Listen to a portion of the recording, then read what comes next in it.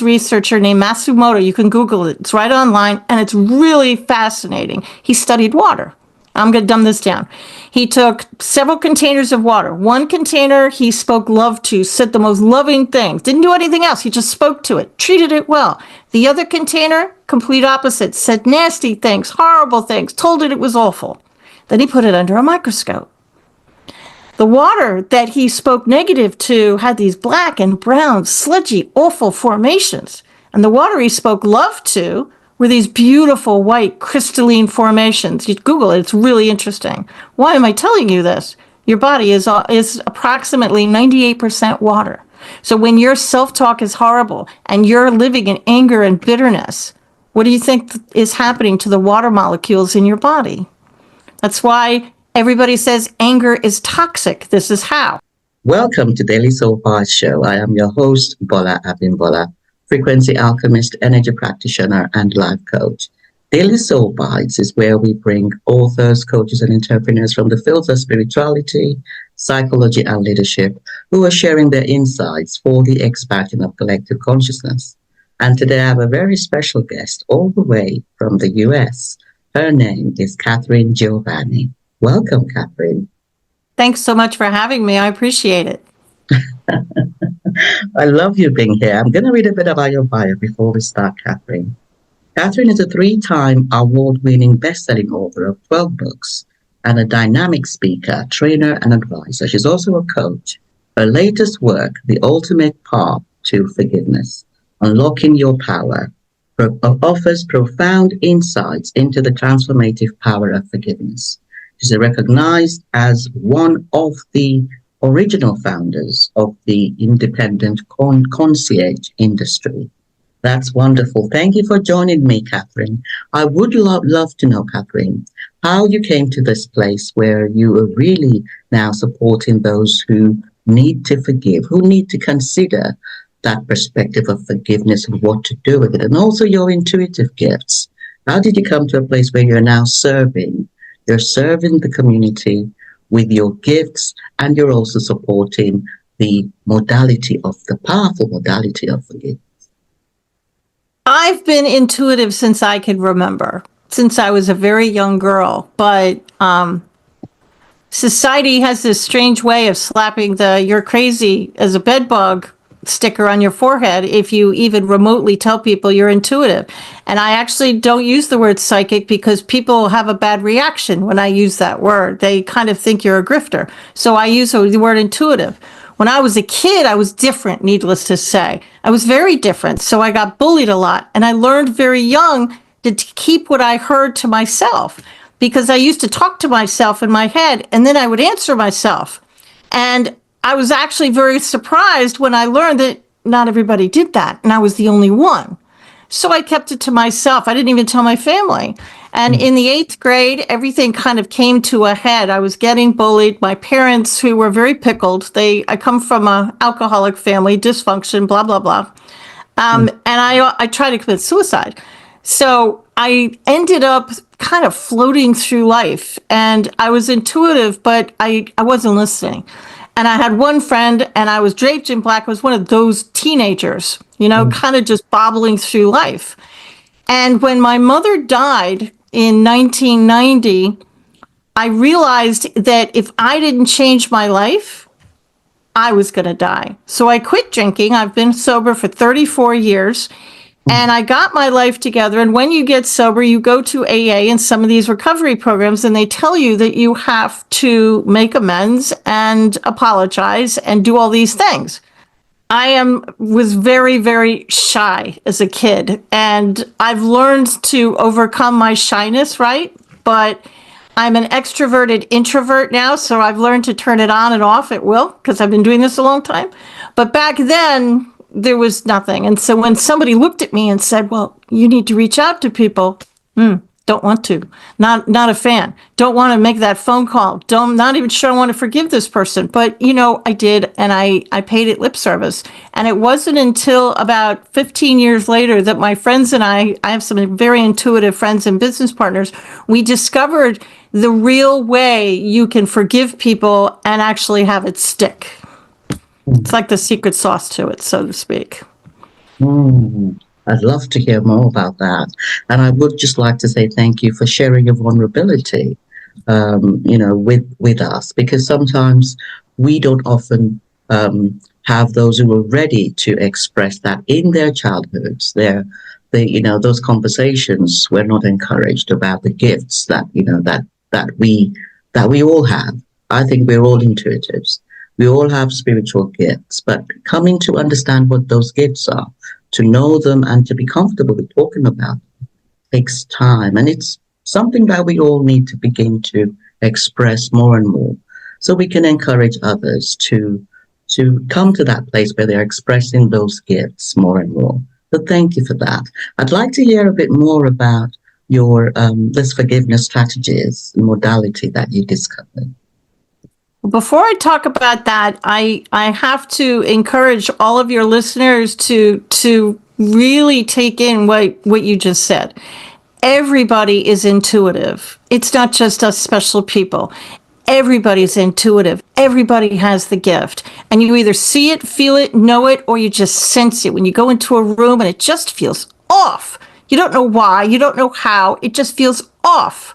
And so you leave, and then something bad or something happens down the line and you weren't there. Happened to me recently. So trust that gift. And if we could get all companies in the everywhere to allow their employees to actually pay attention to their gifts and use them, imagine where our world would go. I didn't tell anybody that I could do this for years. And I ran an association. I founded an industry. And why did I find the industry? Because the little bird on my shoulder kind of showed me the breadcrumb trail, and I just learned how to listen. And I used to give people advice and readings, but they didn't know it. I'd say something, have you ever thought about ... You know what would be good for you ... And when people used to call me out on it, say, well, it's just experience. That's how I know these things. That's not how I knew these things. I'm clairvoyant and clairaudient. I saw it or I heard it. So that's kind of how it played out. And when it comes to forgiveness, if you're angry, it's going to hide your intuition because all you can think about is your anger. For anybody listening, I'm about to hold a coffee cup in front of my face, and it's an opaque coffee cup. All right. So let's say this is anger and resentment and all the nasty stuff, right? So look at my body language. I can manage my anger. You and I can have a conversation. We can go out to the pub. We can go to work. Easy. I'm managing my anger. No problem. But the longer I hold on to it, well, now I'm not managing it quite as well because now I'm using two hands to hold up the cup because it's starting to hurt. And if I still don't forgive and I still don't let it go, well, now I'm holding the cup in front of my face and look at my body language. It's consuming my life. My friends have gone down to like one or two. It's all I can talk about. It's all I can think about. And who wants to be around me because it's all I'm talking about. I can't feel my intuition because I'm too focused on my anger. I can't see the new job opportunity. I can't see the new method of losing weight. I can't see the money opportunity because I'm focused on the anger. And my method of forgiveness allows you to put down the anger so you can become the person you were meant to be all along. I totally agree. I totally agree with the fact that when we hold on to our painful memories, because sometimes it's anger, sometimes it's shame, sometimes it's blame. Sure. And it's really about us knowing that energy, everything is energy, and our emotions have a frequency. That's a vibration. And when we're vibrating with anger, with blame, with shame, for longer than 15 seconds, we actually begin to vibrate at a lower frequency. So it's okay because sometimes we need to have anger. We need to express it because we want to right an injustice. Because we do have a number of different parts within us, personality constructs that are doing different things. And sometimes we have to anger in and of itself is really not something that is unhealthy. It's how we use it. And it's Right. sometimes we do need to express that. That is what is required for a particular experience. Self-aware and mindfulness are key in knowing what we're holding as a frequency and knowing that it flows. We will be communicating this frequency in whatever we're doing in our relationships. So, yes, it's so important to understand that, yes, we have a choice to hold that forgiveness in this present moment, but it's about the impact of that forgiveness on everything else around us in the present. And I write about this in my book, Daily Soul Bytes. And I'd love to hear about, I'll talk about Daily Soul Bytes in a bit. I'd love to hear about your book, Katharine. I think it's called Ultimate Forgiveness. Yes. This is so much fun because I'm so happy you brought up energy. That's the secret sauce, my friend. Because people will come up to me and say, I have forgiven. They'll say it through clenched teeth. I have forgiven. And I'll look at them and say, time to give it another go, shall we? I mean, I think you have to do it again. But what they haven't done is they didn't forgive the energy. Einstein proved that energy is neither created nor destroyed. It just simply transforms into something else. So when you get angry, you think that the anger leaves your mouth and magically dissipates into the clouds. Sadly, it does not. It stays in your energy field. Hence, the anger, it stays in your energy field until you clear it. It's a very simple mantra. I forgive the person and the energy around the person. Forgive yourself, which is a huge one, and the energy around you. And you can forgive people, places, and things. Stay with me. First of all, if I forgive you, it doesn't mean I want a relationship with you. I probably don't. That's fine. If I forgive you, I'm not giving you a pass. It doesn't mean you're right. You're still wrong. I'm forgiving you because I need to be free. Forgiveness for me is the definition, the formal definition is this. I want you out of my head. I want you out of my head. I want you to stop thinking about you, and I want the memory to go away. Over the years, we've all been said, well, you need to forgive and forget. I don't know one person on the planet that will forget. Maybe a unicorn person someplace on the planet can forget, but most people can't, including me. But what I'm doing, the method that I'm teaching, is it's going to take out the emotional charge. So when you come across that memory or you come across that person, you're not going to feel the emotion anymore. You're not going to care. I'm looking for neutrality. You're not going to think good thoughts or bad thoughts. You're just not going to care. That's what I'm looking for. That's how you know you've forgiven somebody, because you can look at their name and go, nothing. That's what I want.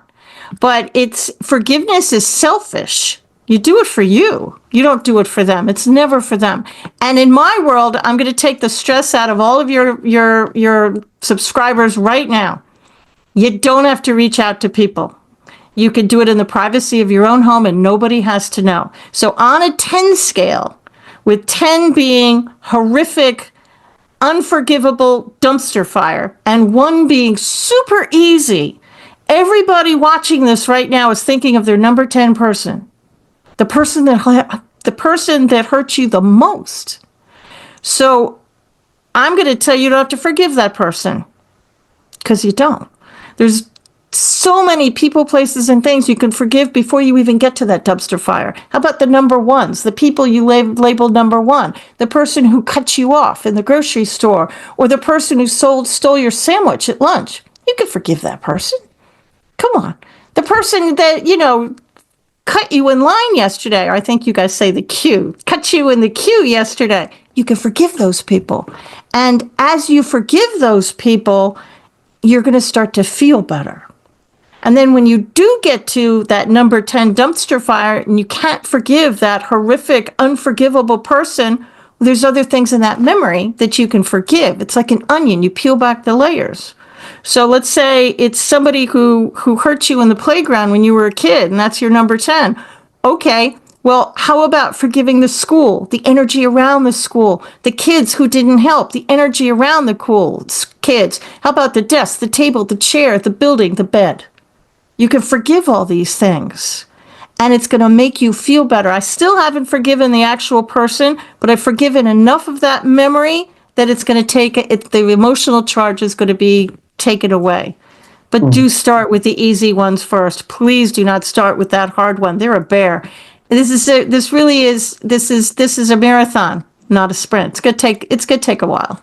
I love that. Yeah, thank you for that. I love the way you put it in a kind of a spectrum. One being the Mhm. ones that have lesser charge, lesser pain. They carry Exactly. lesser pain. And then you have those that are really deep. The cuts are deep. And I Right. always say you've got, it's like a broom. You've got, you can sweep something away. When you use a broom, you sweep and something is clear. Something is always clear. Depending on how deep the cut is, you sometimes need to do another sweep and another sweep because it's really all about knowing that that pain has a meaning to it. And we Right. want to get to a place where we no longer um, put a meaning to it because having no meaning is freedom. Having less things that we attach to that give us pain is freedom. So Right. that is where what the present. My work is really around supporting those who are ready to develop that self-awareness and mindfulness to choose to stay in the present. And it's not, I love what you meant, what you said about it's not a sprint, it's a marathon. It is a daily practice of stacking up your energies, of higher frequencies, higher perspectives. Am I going to stay in a place of fear, a place of victimhood? Someone did something to me. Someone is trying to attack me. Someone Yeah. humiliates me. Or are we going to step into that place of empowerment and say, this is something that we know we are creators, we're prime creators. And I do want to kind of clarify those two perspectives when it comes to forgiveness. We can forgive from a victim mindset, or we can forgive from an empowering mindset. That's Because right. when we know, when we know that there are a lot of things that we can create on the outside, relationships that do not go so well, that will allow us to do something with that part of us that is within us that has actually created that relationship to go off or to cause us some degree of discomfort. So I love the way you are talking about this from a point perspective of taking ownership of it, not needing anybody else, actually No, being just in yourself. power and allowing our own self to be aware of what is it within me that has created this pattern. Because sometimes when we don't let it go, we repeat it again and again. So yes, we would think that our mother um, did something to us that we definitely, and yes, that is what we experienced. We experienced some pain, and then mother goes, and then a fella comes along, and they do the same thing, and we experience some pain from that. And then a sister comes along, and we actually have that same pattern, and Hmm. we are the common factor in all of that. And the time comes when we really come to realize that it's really all coming from within us, and we can come to show ourselves that that love, unconditional love. Sometimes the biggest person we need to forgive is our own self. So it's That's it's so right.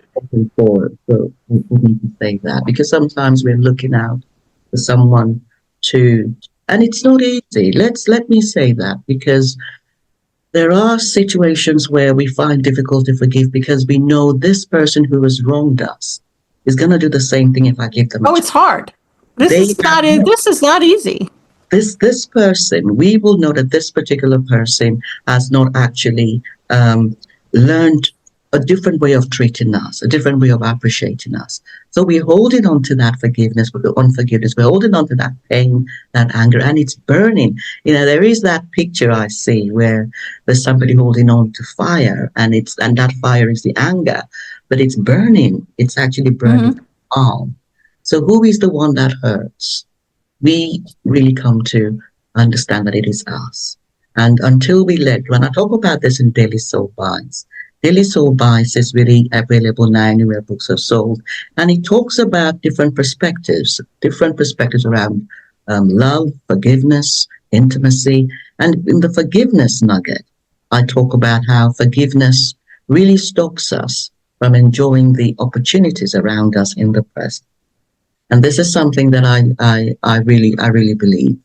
And I would like you to talk a bit more about, Katharine, about how you work with your clients as a coach to really, so maybe two, three, four things that you would advise those who are watching, who are listening, to bear in mind or to go through when they have identified they're ready to forgive, because forgiveness is a choice.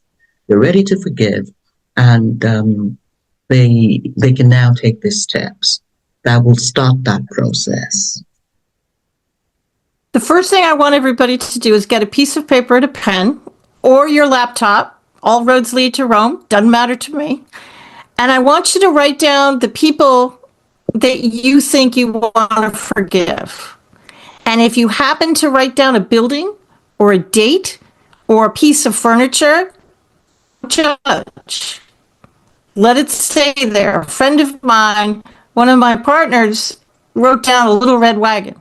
She had no idea why she wrote down the little red wagon, but she figured at some point she must be mad at the darn thing, so she forgave a little red wagon, not knowing why. Because I think often if it's something really in your past, the why doesn't matter. But with people, write everybody down. And then I want you to label them 1 to 10. Now, you might have 4 number 5s. That's fine. You might have 9 number 7s. Doesn't matter. I want you to assign everybody a number. And then I want you to start with the 1s and slowly work your way through the list. That's the method. And the way I always did it is I would sit in the middle of my bed, because remember, you don't have to tell anybody you're doing this. I would suggest you turn your phone off, tell the kids to go somewhere else and be alone for a little bit. And I just imagine the person is in front of me. And if you can see, if it was somebody from my childhood, I would see them in my mind, and I'd imagine that the person I used to know, not what they look like now, the person I was mad at was in front of me. And then if I wanted to get it all out and yell at them, I would. Or I would just sit there and forgive them. I say my mantra, and I would just imagine that they left the room. Let me tell you a quick story that you're going to absolutely love. A little bit mind stretchy here. I forgave a number 1 person. And it was somebody I went to school with about 20, 30, never mind how many decades ago, it doesn't matter. And I hadn't talked to this person decades, but I couldn't even remember. I went to school with her, so I couldn't remember what we were mad at. So I do my own stuff, and I forgave her exactly as I just said. 2 hours later, true story, she called me up the phone, almost fell off my chair. And because I'm a concierge and I train concierge, the concierge kind of kicked in, and we said all the right things, and we made all the right moves and noises, and we did everything. We made up. But I'm a curious little bear, and I had to know. I said, after all these years, why did you choose to call me today? She said, it was the damnedest thing. 2 hours ago, which was when I was forgiving her and saying the mantra, mind you, level 1 person, a figurine you gave me in school flew off my shelf, landed in the middle of my room. I saw it and figured I should give you a call. If forgiveness energy has the power to move a figurine for somebody 700 miles away, can you imagine what it would do for a level 5 or a level 6 person? Now, for the naysayers, I do have science. There was a study done by a Japanese researcher named Matsumoto. You can Google it. It's right online, and it's really fascinating. He studied water. I'm going to dumb this down.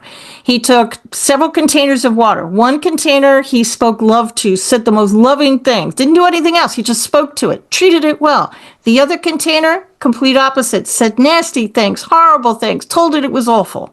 Then he put it under a microscope. The water that he spoke negative to had these black and brown, sludgy, awful formations. And the water he spoke love to were these beautiful white crystalline formations. You Google it, it's really interesting. Why am I telling you this? Your body is approximately 98% water. So when your self-talk is horrible and you're living in anger and bitterness, what do you think is happening to the water molecules in your body? That's why everybody says anger is toxic. This is how. I love teaching people the how. This is the how.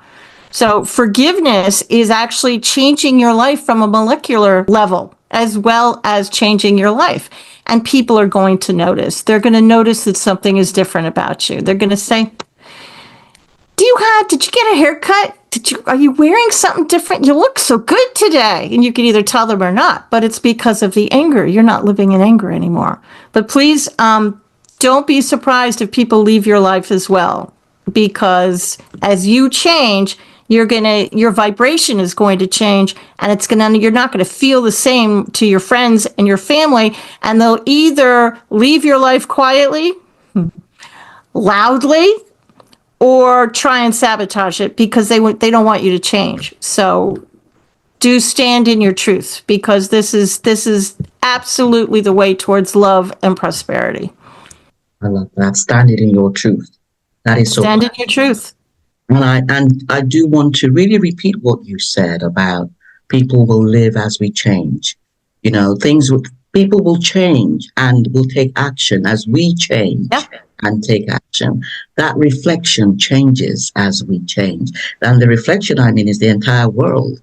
You know, Yeah. the reflection is fires in Mexico. Or not Mexico, or somewhere It's else. awful. Yeah, our world is awful now. That is our reflection. And the more we can actually hold really higher perspectives, higher frequencies within us, the more we heal the trauma, the more we let go, the more we detach, the more we stay in that present space of no judgments, a place of infinite possibilities, the more we stay in that place where we're not thinking of the past or the future, we're staying present, and we're looking at the here and now, and we're allowing ourselves to be guided by that intuitive, infinite intelligence. The more we will see the reflections around us much more to our preference, much more around. New people will come in. New people will come in to replace the old ones. So stand in your truth. Yes. And if you're living with a number 10 person who's really who is toxic, I think I can speak for both of us when I'm saying please leave. I mean, don't stay in a dangerous situation. But as you forgive, things are going to change. Like let me give you a short example. Let's say you're going to Christmas with your family, and you're sitting next to Aunt Martha. You're always put next to Aunt Martha, and you know what she's negative. She's going to criticize you. She's going to push your buttons, and you get angry every year, and you've pleaded with your family, don't put me next to Aunt Martha, but you always find yourself next to the Aunt Martha. What do? Okay, forgive Aunt Martha before you go to Christmas. Forgive the energy around Aunt Martha. Pick out some Christmases. Pick out some of that memory. Forgive the table. I'm not kidding. Forgive the energy around the table. Forgive the turkey. Forgive the date. And what is that going to do? Well, you're not going to get as angry at Christmas. And she's going to try and push your buttons, but it's not going to work because you won't care. And we're overlooking the fact that you're expecting her to say what she does, and it might be a little entertaining for you. So instead of crying, you'll be able to laugh at it because you know what she's going to say. These kinds of things really, really, really do help if you think about it. And it's the energy around things. Now, just a little PSA that I actually have to say. I did this method myself because I drink my own Kool-Aid. That's such a horrible reference. I've had to stop saying that. But I do my own stuff. And so I sat down and I got my list, and it was like 50 people. And I thought, this is going to be great. And I did it before bed because your body heals itself when it sleeps. And I thought, this is going to be great. It's going to rip it off like a Band-Aid. I'm going to be a new person in the morning. Didn't exactly work that way. I spent the next 3 days in bed with the stomach flu. They thought it was a stomach flu. It wasn't. My body was clearing itself. Remember the Japanese water study? My cells were trying to transmute. It was trying to clear itself. So when you do this, please don't make yourself sick, and try and do 10 to 12 people, places, and things a night for several nights in a row when you use my practice, so you don't make yourself sick. It is powerful energy. It is. And it's important to say that, what you just said about when we are healing, when the body is healing itself, it can seem like a crisis. This often happens when I do energy healing, when we all receive energy healing. There is a lot of toxins that is being released into the system, and it causes a kind of a high temperature, or we feel uncomfortable. Right. And we need to hold that space. It's about the polarities. And I always say that integration is so key. There's self-awareness, then being mindful, and then integration. Integration is being able to hold the different polarities within us. And it's not always comfortable. Integration could be a dark night of the soul, where you're holding space for those parts of you that really are in that low place, really in that shadow, really healing. And the only place to go is up after that. So it's worth it, because sometimes we do not want to engage that because we know that there might be a crisis. So I might as well stay in this place. The devil I know is better than the devil I do not know. Yeah, we've all thought that. It's really important to actually bear in mind that we will only continue to go down. We will not rise to that higher perspective, which is where our best outcomes, That's right. the health, the abundance, the friendships, the love. This is why it's worth going through things like forgiveness, because sometimes it's fun. Seems like we're controlling, we're holding the upper hand, but we're not at the place that we could possibly be. But it's a choice. It's still a choice. I would like to ask you a bit more about your intuitive and psychic work, Katharine. Could you tell us a bit about that? How do you experience your intuition, and how do you teach others to work with their gifts? I was born clairaudient, which is just a fancy way of saying clear hearing. It means I hear voices in my head, and the voice sounds more often than not my own voice in my own head. And a lot of people do. Everybody's intuitive. And a lot of people on the planet will only hear these things in a moment of crisis. A friend of mine was falling asleep at the wheel, and right before she was going to hit a huge embankment, she heard the voice, "Wake up!" And she woke up, turned the wheel, and she lived. So there's a lot of people who hear these things in a moment of crisis. Don't get on that plane. The plane crashes. I was in Asheville. We just had a huge hurricane come through the United States, and my husband and I were we recently relocated, and we went out to Asheville. It felt off to me, and I couldn't pin it. And it's a beautiful place, and I loved it, but it felt wrong. And when Hurricane Helen, or what I think her name was Helen, when the hurricane recently hit here, Asheville was devastated and underwater. So what exactly did I tap into? I tapped into my higher self. I tapped into God. I tapped into, you can name it anything you want. It doesn't matter to me. You can call it George for all I care. But you're talking to the other side. You're talking to your angels, your higher self. And everybody on the planet can do this. We're not meant to be here alone. You either see it, hear it, know it, or you just sense it. Some people smell it. Some people do it through touch. But those four are usually the way. Now, if you are watching me and you can imagine in your mind, can you see your childhood bedroom? I know you can. Can you see your childhood bedroom? Can you see the color of the walls? That's clairvoyance. It doesn't mean it's a Stephen King, you're about to see a ghost walk into the room. It means you see the answers. That's where your intuition is. You see it in movies. You literally see it in the world around you. Some other people hear it. Sounds just like your own voice in your own mind, but it's not your voice, is it? It's somebody else. Some people just know it. These are the hard people because I find it really hard. My friend Katie is that, and it's very hard to convince her that she's intuitive because she has a PhD and she thinks she just knows it, but she does. She's very smart. But a lot of the time, that's how her intuition is. 1 minute she doesn't know it, and the next minute, boom, she knows it. And then you got the feeling people. These are the people that shake somebody's hand and, man, it just feels wrong. Or you walk into a building and just doesn't feel right.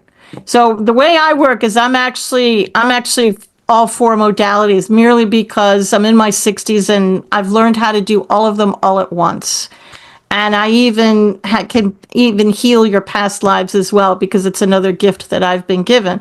But the way I like to teach people is through guided writing because I think it's a really good place to start.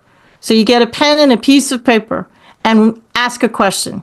I actually don't care. Why is the sky blue? Is this real? Am I an idiot? I don't care what you ask. The first words that form in your mind, write them down blind. Don't judge. And maybe an image will form in your mind. Describe the image on the paper. Maybe you'll smell something. Write down what you smell. Maybe you'll start feeling something. You'll feel a certain emotion. Write down what emotion you feel. then ask another question. And before you know it, you'll be having a conversation. That's usually where I start. Yeah. Just pay attention. Know that you have this gift. It's not just special people. Everybody can do this. Just pay attention. And one of those modalities appeal to all of you. Hear, see, feel, touch. One of them is like, yeah, that kind of did happen. But we can do this purposely. We're not meant to be here alone without help. That is so key. We are not alone. And I think when we begin to really own that, we can give ourselves permission to explore it. And this is key. Giving ourselves permission is so key. You know, sometimes we're looking out for someone else to give us permission. Those we grew up with who did not encourage these conversations or these gifts. I also had gifts from a young age. I remember being in the bedroom when my father passed. He was in hospital, and I was in his bedroom, and I did not know it was at his time of passing that I saw him in his bedroom. But when my mum came back home from hospital, and then I asked her, you know, and she said to me, he has passed. And I said, well, no, actually, he came home. He was home. Because no, he did not. Oh, beautiful. He actually passed in hospital. He did not come home. And she was very emphatic about the fact that I could not have seen him at home. And that made me question myself. And that really carries forward through many years of adulthood. So we have come to, we have to come to a place where we are soothing that child, that teenager, that young adult who went through that, those being shut down. And sometimes it's lifetimes of the gifts being shut down, sometimes being killed for those gifts. So we have to come to, we really do have to come to a place where we're giving ourselves permission with love. Because this really comes from, it cannot be a rational mind thing. It has to come from the heart, from a place of love, from a place of unconditional love. We're loving ourselves, we're forgiving everything in the past that stopped us from moving forward, and most importantly, giving ourselves permission to trust the parts of us that we cannot see, because the parts that we cannot see are the parts talking to us. They're talking to us in different ways. And I love the way you break it down. I also have all the clairs, and it's so important to know what is coming to us at any point in time so we can discern. Discernment is key, because the thoughts of the ego self do not go away. The anger, the blame, the fear. And I love what you said about there is always a trace, and you can't not really forget. It's always there. It's about what are you paying attention to? What are you focusing on? And whatever we focus on is what we expand in our lives. So I love that. I love the way you've brought us through the need to forgive, the need for us to understand why we are forgiven and the outcomes that we can get, the different lifestyles, the different timelines, relationships we can have, and also some of the gifts that we have to show us that we are not alone. I love how you've taken us through that, Katharine. Do you have any final words to say today? I think that it's important to understand that there's more to life than what you've been taught. For example, one of my sons came to me. It was 3:00 in the morning. He called me up, and he's a federal law enforcement officer. He's also really intuitive, chip off the old block. But he called me, he said, Mom, I can't sleep. I've tried everything. I've read every book. I've listened to all the tapes. I've done everything. I've tried medicine. I've tried everything. I will do anything you tell me to do. Okay. I was asleep. It was 3:00 in the morning. I didn't know I had this gift. It's the first time it appeared. And all of a sudden I see in my mind that he was a sheriff in a past life, and he and his wife were sleeping in a bed. And she was having an affair with somebody else in the town, and she smothered him with a pillow in his sleep. Once I revealed that lifetime to him, and we talked about it, and then we forgave all the players within that lifetime, he started to sleep through the night, and he also started to go out again with his friends. So there's more to life that you carry. There's more to life than you realize. And some of this stuff can be healed. And it's healed through forgiveness and love. And to the women who are listening to this, I kind of like to say this on every podcast I'm on. Men don't have this problem, but women do. I just have to say you're worthy. We hear you, and you've got this. But you are worthy to live a life of joy and happiness. Everybody is. Thank you, Katharine. Where can people find you when they want to connect with you, Katharine? My books are all available on Amazon, and I understand that some people don't like to read, so the audiobook is available for two of my books, The Little Bird in Your Shoulder and my Forgiveness book on Amazon. You can also reach me at my website, Katharinegiovanni.com. Katharine is spelled really odd, thanks to my mom. Thanks, Mom. Katharine Giovanni.com. Thank you today. Thank you for joining me today, Katharine. Thanks so much for having me. I appreciate it. So I'd love to thank our listeners and audience for watching us today. And I want to remind you to subscribe to Daily Soul Bites Show and to get Katharine's book, Little Bit of the Shoulder, to develop that intuition, and also the book on ultimate forgiveness, because at the end of the day, this modality really is a powerful modality just to really help us stay present. So I do want to thank Katharine for joining me again, and I do want to ask you to join us for the next episode of the Daily Soul Bites Show. Bye-bye.